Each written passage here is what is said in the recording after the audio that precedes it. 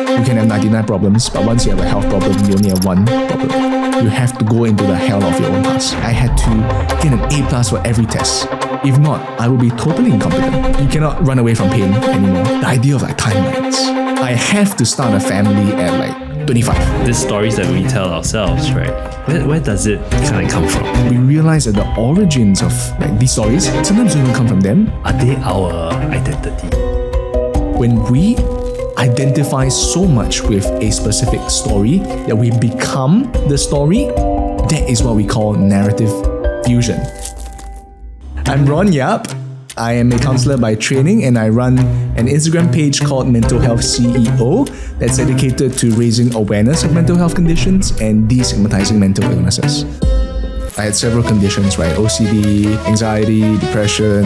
I had to get everything out of, let's say, my bladder. I would have to go many times to the toilet, up to maybe 40 to 50 times, and I would go without sleep. So what is the cause of holding on to these stories? The first word that jumped into my mind was why are so many people, struggling, suffering right now?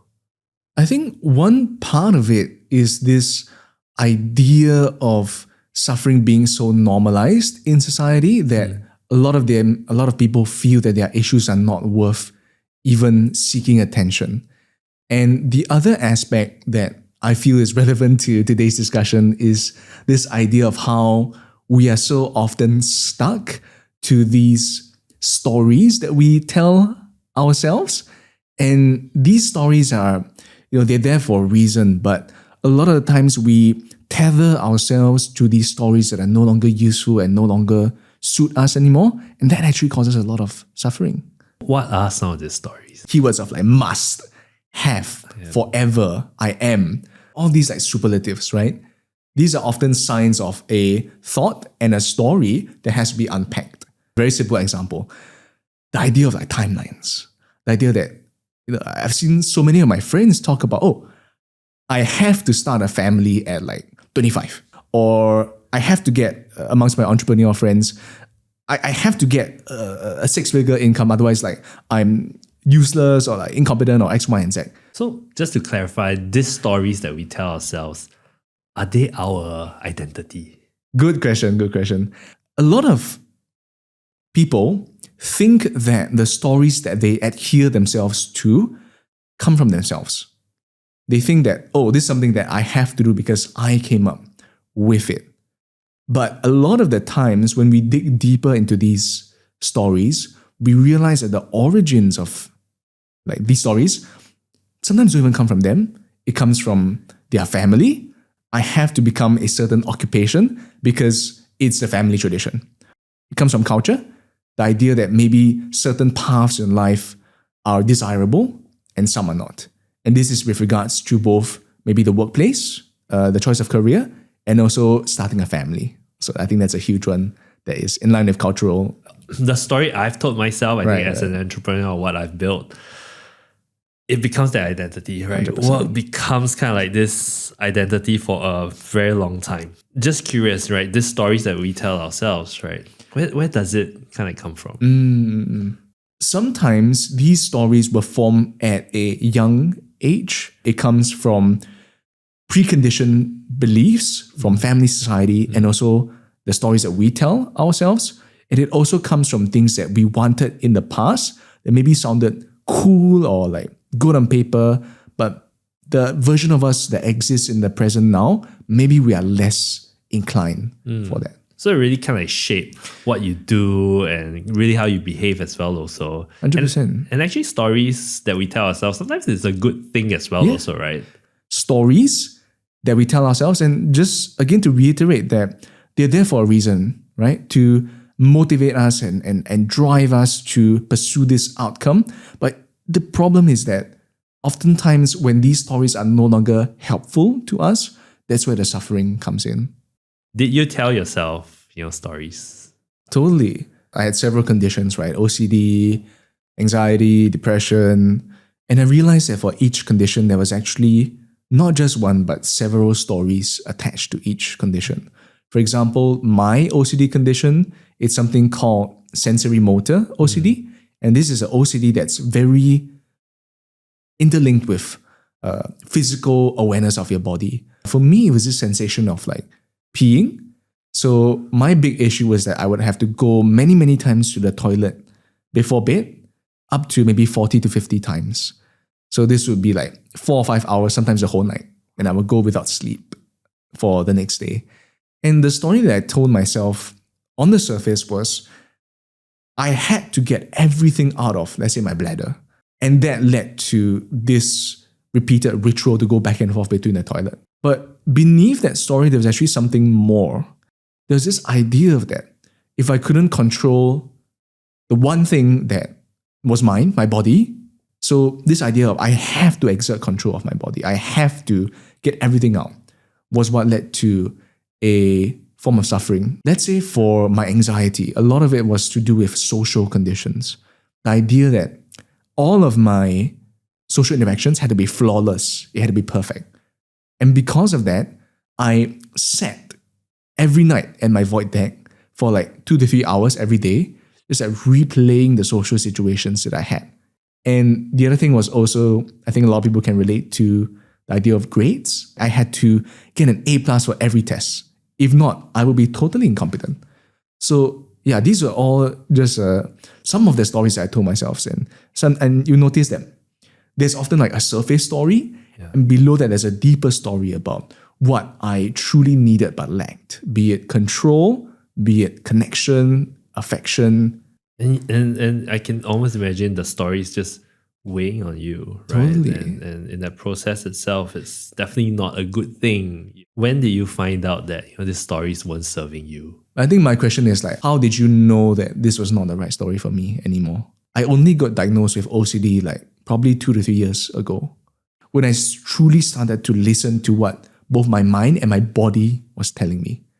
And in that sense, the idea of I have to change something now, if not, it will never change. It will never get better. Then you go, I can't ignore them anymore. That was what led me to seek a diagnosis from the doctor over at IMH.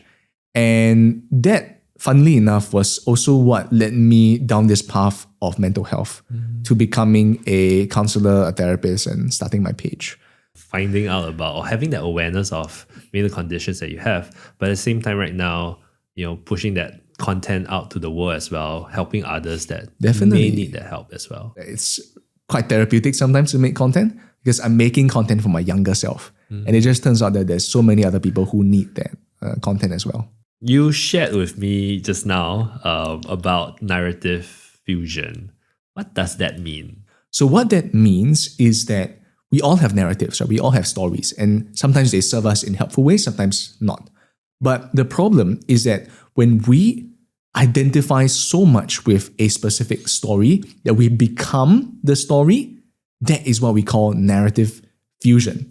And that's not helpful because stories are there. We can treat stories like tools or instruments. And if we ever get attached to a specific tool, even if that tool becomes unhelpful for our current situation, but we still continue to rely on it, that's a source of suffering. And you can tell that it's narrative fusion because there's often words like have, must, and I am. That when we stick too hard to these stories, even though deep down in our hearts we know that it's causing us a lot of undue mental suffering, that's called fusion. And therefore, the idea of healing is to diffuse ourselves from it. But first, we must be aware that we are merging with this story in the first place.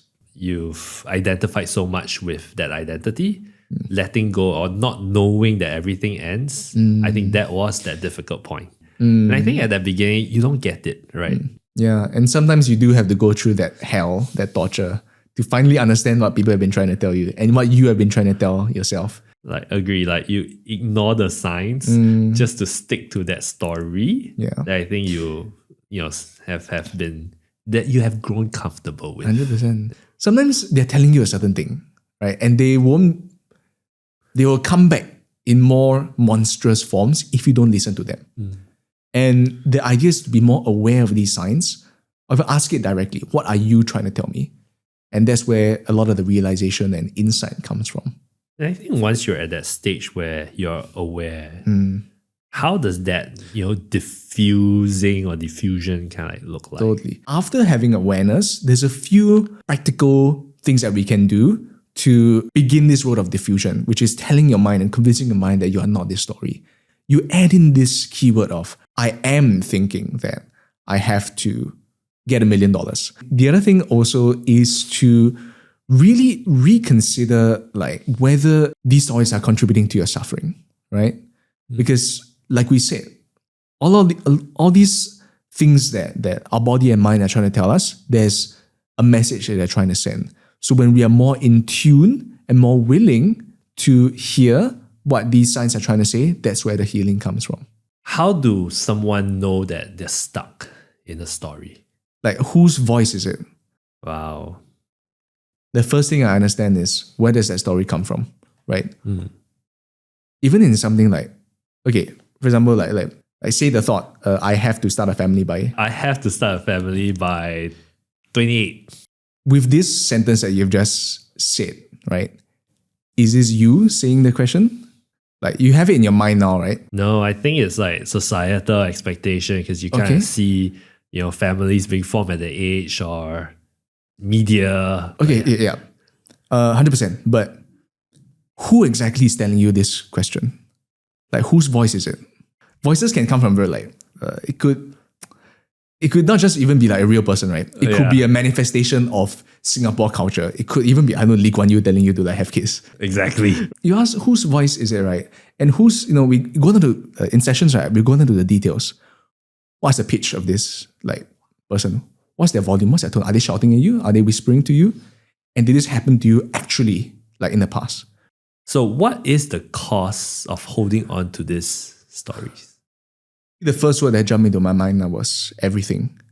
We only have one life. And if we chase a story that is no longer helpful for us, we waste our lives, to put it as simply as that.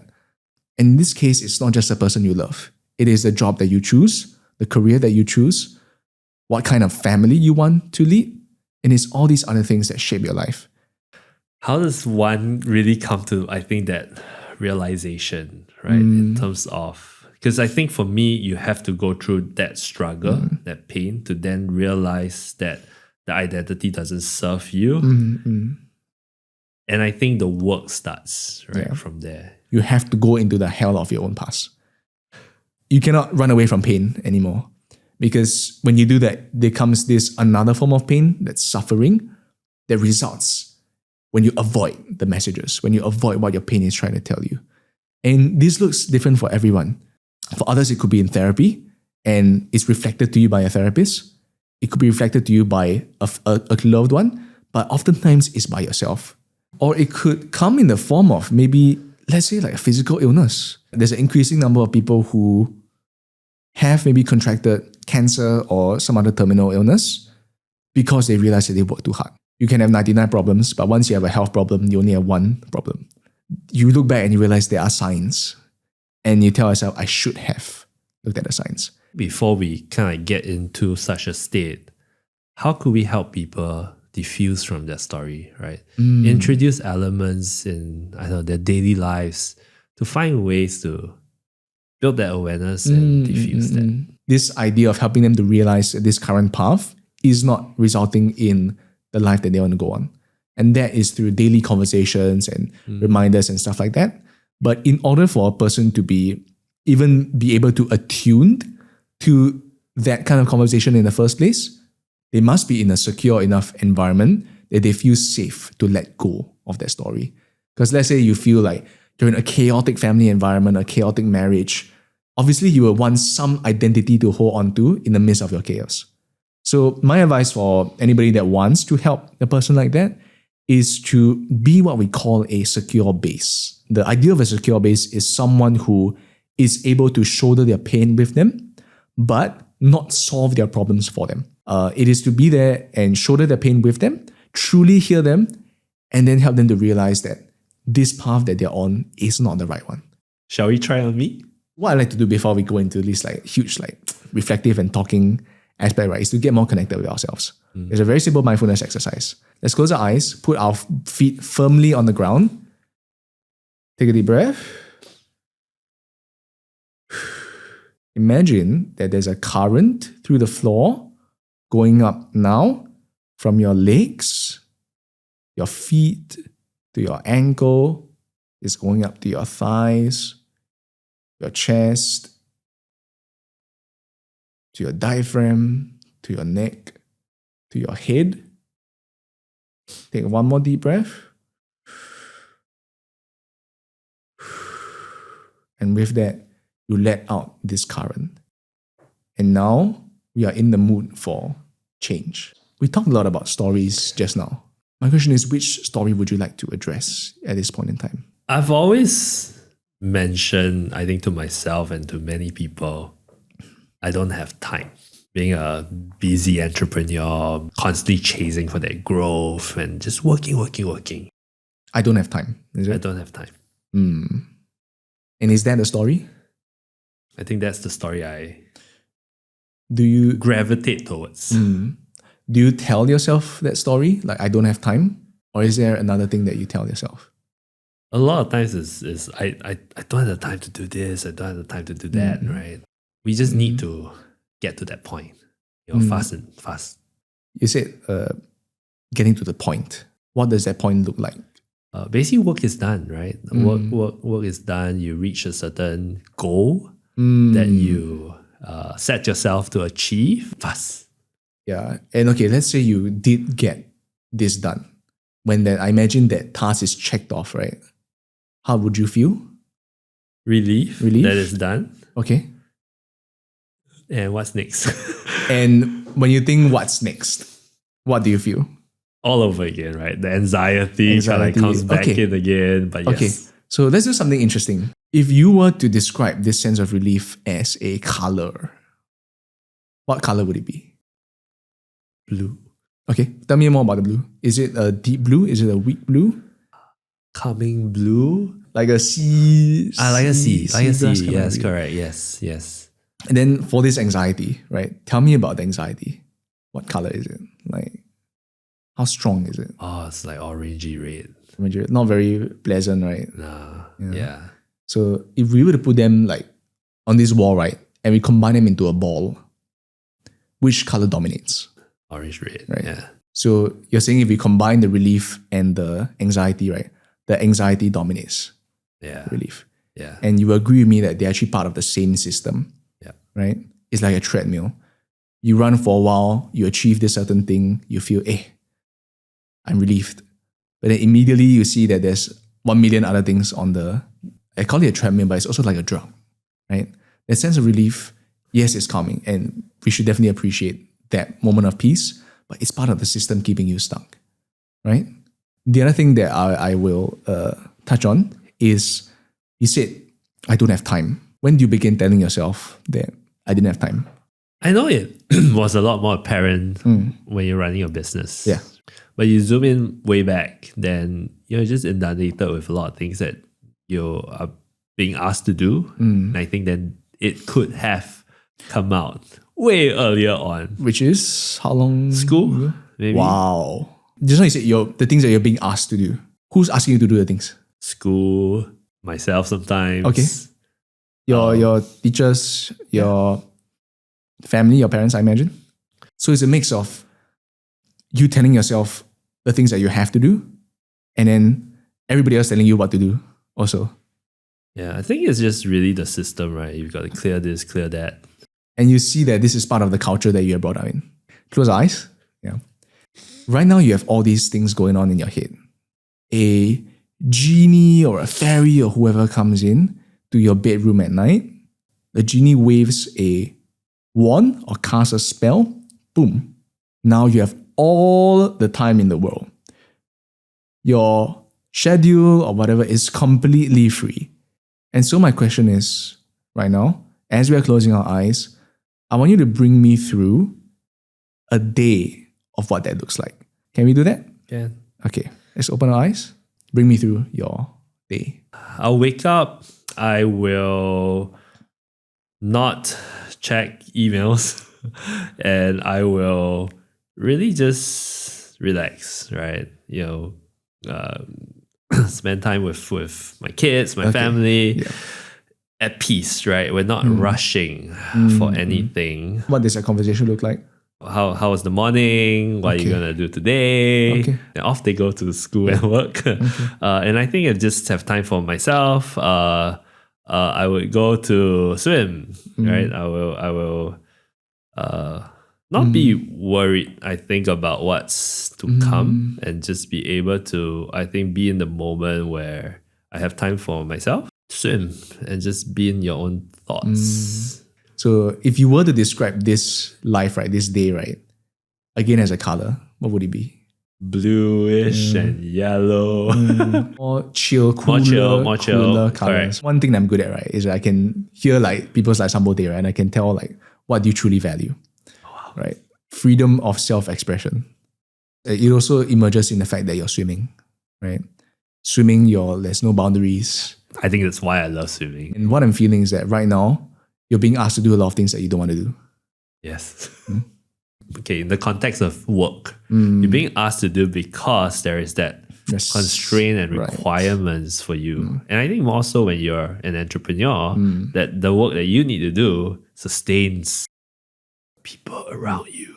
Yeah. Responsibility. Yes. Right. And the idea of freedom is not like, completely being devoid of responsibility, but it's having the type of responsibility that you want to have. So what you just described to me, the life was a life of blue and green. And if this was a real session, I'll ask, what is one thing that you can do now to transition towards this life of green and blue? I think immerse myself with what's around and just, absorbing perspectives and knowledge, I think, from others. I get enriched by, I think, that idea, that process. I think a lot of what I wanted to do there, I realized also comes from a certain self-desire. And then strive towards, I think, a certain passion and interest that kind of comes in from there. I see. Okay. Yeah. So right now you have two kind of perspectives. This younger you who first is being exposed to, this is what life means. I have to do tasks all the time. I have to do things that I don't like to do all the time. I'm obliged to do them. And you have this other life, which is chill and cool and less pressure. There's little, if not no, red color things. What would this 13-year-old you think about this life? Conflicted, actually. Interesting. Yeah. To have this state of calmness for the 13-year-old self, it would be, I think, a certain direction that the 13-year-old would like to kind of get to. The you now is the ones that like cool and chill life, right, is your adult you. Yes. Right? And what I'm getting at is that your ideal life is a mix of those two things. That chillness, but also this thing that drives you and keeps you going such that you're motivated to do things even though maybe they're of like a red color nature. I believe so. And I think it's really embodying a bit of that calmness in what I always wanted to kind of like drive towards. And I think it's just that realization of that blue that allows you to do things, I think, slower, more sustainably. And I think that's the story I needed to retell, I think, myself. Right. Yeah. If you were to take this story of like, I don't have the time, phrase it into something that's more aligned to the life that you want to lead, what would you say? That I can slow down to give myself, I think, that presence so that I'm not constantly worried that there's no time. I want to have the time. I want to have that time to do what I want to do. Yes. Awesome. And just to last final message on the, just stop hopping on that seasons kind of thing, right? I think things naturally have their end to them. Yeah. And to give yourself as much time as possible to process that and to allow that change, that transition to happen so that you can bloom in the next season. Thank you. No worries.